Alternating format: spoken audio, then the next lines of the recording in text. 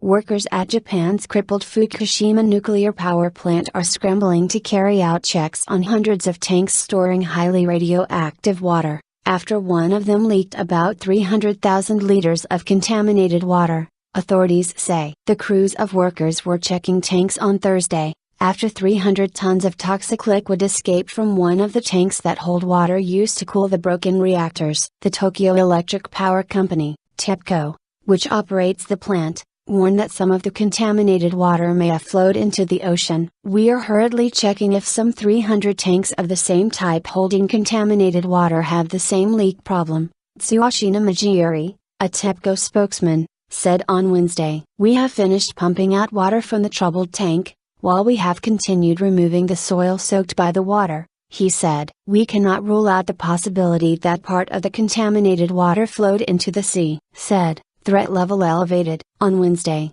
nuclear regulators said the leak represented a Level 3 serious incident on the UN's 7-point International Nuclear Event Scale, INS, which measures radiation accidents. The alert was raised from Level 1, which indicates an anomaly. It is the most serious single event since the plant was declared to be in a state of cold shutdown, effectively indicating it was under control at the end of 2011. The quake and tsunami sparked meltdowns at the plant in March of that year were ultimately categorized as Level 7 on the INS scale. The Chernobyl disaster in 1986 is the only other incident to have been given the most serious ranking. TEPCO has said puddles of water near the tank were so toxic that anyone exposed to them would receive the same amount of radiation in an hour that a nuclear plant worker in Japan is allowed to receive in 5 years. The absence of a water level gauge on the 1,000-ton tank made detecting the problem more difficult, experts say. Thursday's safety checks on 300 tanks came after Nuclear Regulation Authority,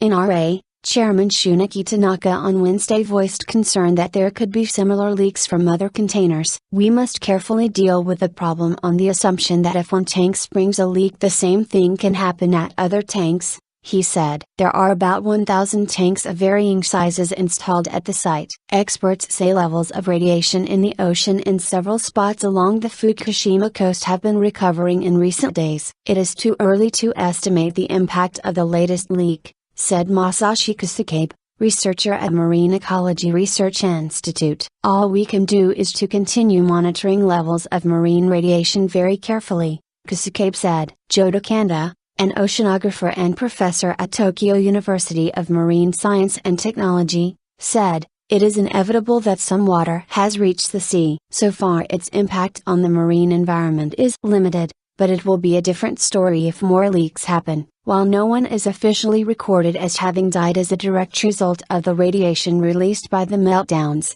large areas around the plant had to be evacuated. Tens of thousands of people are still unable to return to their homes, with scientists warning some areas may have to be abandoned.